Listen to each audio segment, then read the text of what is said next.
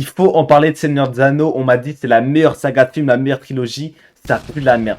Moi, je me le dis, j'ai pas du tout aimé. C'est explosé au sol. Parce que j'avais enchaîné, on va dire, les Star Wars, La Planète des Singes. Il y avait quoi, le Labyrinthe. Bref, les sagas de films, on m'a dit c'est les meilleurs. J'ai enchaîné. Il y en a zéro qui m'ont vraiment convaincu. À part Planète des Singes, c'était vraiment cool. Sinon, les autres qui m'ont pas convaincu. Du coup, on m'a dit de tester Seigneur des Anneaux parce que c'est un classique. Tout le monde kiffe et tout, etc. On m'a dit c'est un chef-d'œuvre.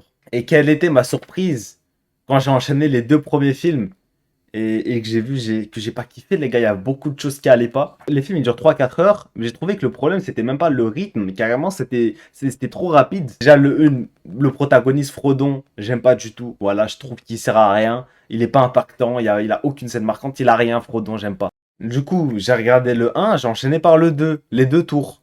Eh les gars, c'était juste les deux tours jumelles, c'était explosé. J'ai rarement vu un film qui m'a pas autant marqué.